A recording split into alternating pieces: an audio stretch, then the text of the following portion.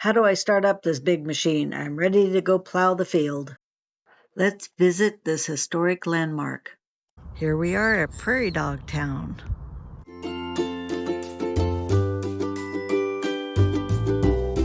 Hi everyone, we are Laurie and Rick. We travel part of the year in our Jayco Greyhawk motorhome. We enjoy discovering new places.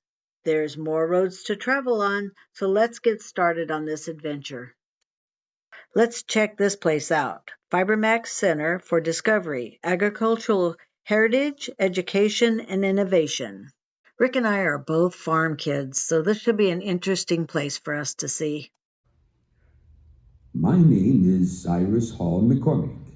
I was born in 1809 on my daddy's Virginia farm, Walnut Grove. My dad liked to tinker in our shop, trying to make farm life a little easier. In 1830, Dad gave me the reaper he had been working on for several years. Within a year, and with the help of Joe, one of our slaves, we had a full-size machine ready for a test run. Just 2 years later, I was able to harvest an acre of wheat in about an hour. My dad and my brother, Leander, continued improving the reaper, and I applied for patents on their improvements. I was pretty smart. My family perfected the machine, but I knew how to market it. I traveled across the country and even to Europe demonstrating it. After I won a few head-to-head harvesting contests, the orders started rolling in. In 1849, we moved our manufacturing operation to Chicago. I got my brothers to work in the factory while I developed a team of salesmen who supervised delivery and helped assemble each machine. Every salesman kept spare parts and advertised by posting flyers everywhere he traveled. We put a lot of thought into that factory, and one of the smartest things I ever did was insure the buildings and everything inside them. If it wasn't for those insurance policies, you might never have heard of McCormick or International Harvester. In 1871, the Great Chicago Fire destroyed everything. But unlike a lot of others, we were able to rebuild. We came back stronger than ever, and just in time for the 1872 harvest. I built a successful business by educating farmers on the proper usage of the reaper. I also offered free trials, money-back guarantees, revolving credit, and easy payments. All were marketing concepts unheard of in the 1800s. Our design was continually improved until it was eventually replaced by the modern combine. As you continue your museum tour, see if you can find other items made by the McCormick Companies and International Harvester. I'm trying to get this wheat cut, bundled, and out of the field before it rains. This machine is called a reaper binder. My brothers, William and Leander, and I designed it to cut the wheat stalks and tie them into bundles. The original idea came from my dad, Robert, in the 1820s, but we improved on his design.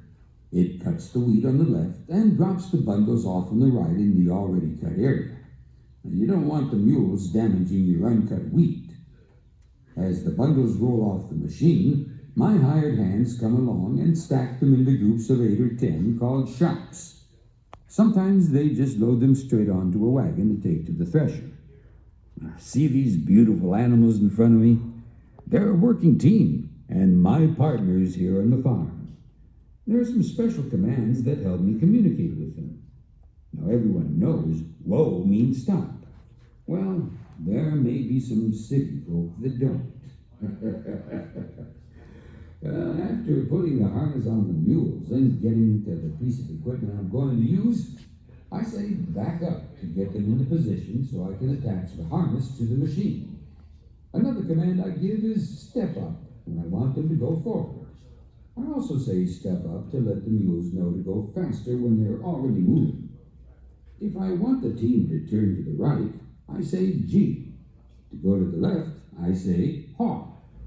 I always use a normal voice. It does no good to yell or use foul language. When I hit the end of the field, I say come around to turn the team. And that's how it's done. Using this reaper, I could harvest in a few hours as much grain as 2 or 3 men with scythes could cut in a whole day. Well, I better get back to work. Come back when you get a chance.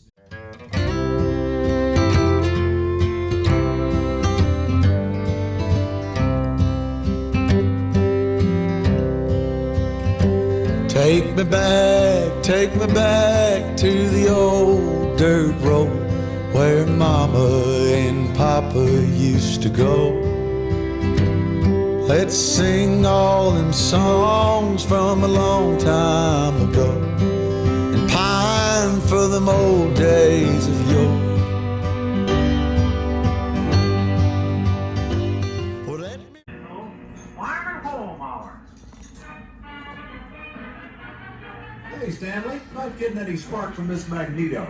The electrical system's not working at all. You need to check or even replace the parts, Lehman. First on our schedule today comes the latest news from the farming front, as edited and reported by Ken Gapin in the United States Department of Agriculture headlines. We take you to Washington. Thank you, Everett, and here are this week's Department of Agriculture headlines. June crop prospects better than ever. Secretary Brown outlined the biological. I have to pull the pistons out, put new rings on this. You need me to do anything for you on the drill press? Don't think so. But I'm going to get the carburetor on this. June crop report based on information supplied by Can you hand me that 5/8 cents box in rack? Sure thing. First, we're much better than average over most of the It's 1932 John Deere wheat. Tough one. run through the breeze like the leaves on the trees. Let me fly like the leaves when they fall. I'm going to tell you about the exciting future of cotton. You just heard all about the great uses of cotton, many of which I bet you didn't know about. So now I'm going to tell you about how we're using cotton today to help make a brighter and better future. As you may know, Thomas Edison created the light bulb. What I bet you don't know is that he found that cotton was a great conductor of energy.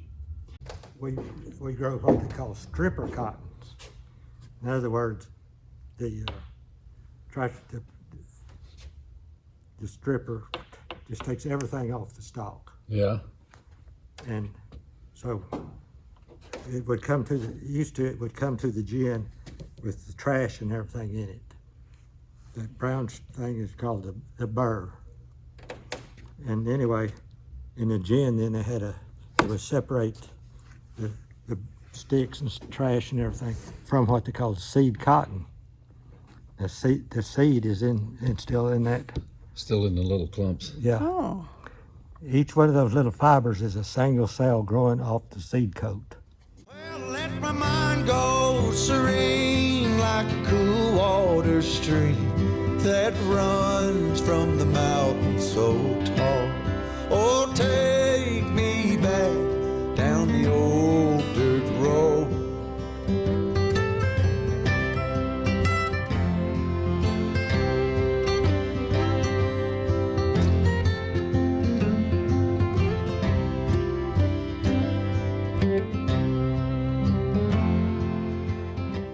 This treadmill was built about 1880, and the company also made treadmills for two horses. 2 horses, yeah.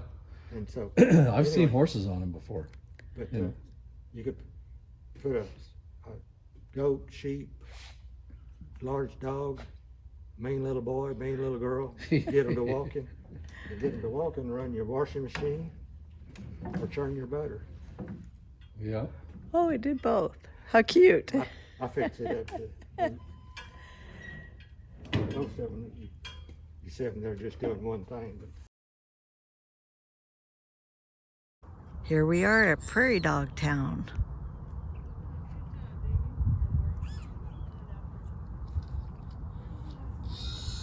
He says, "Where's my carrot? Did you bring me a carrot?"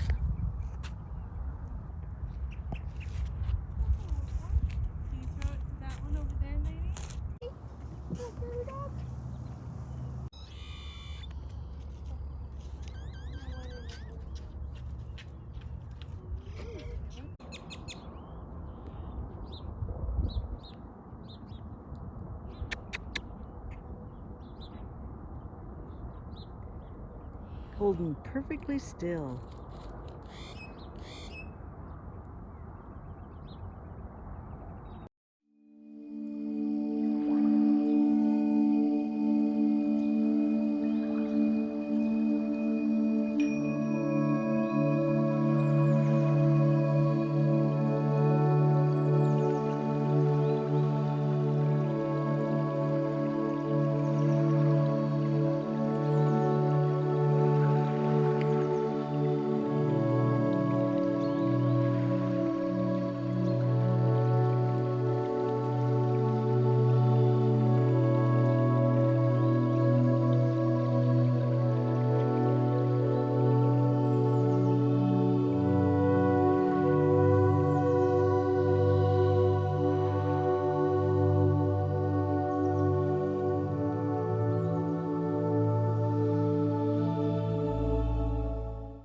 Stay tuned for some more adventures on More Roads to Travel On.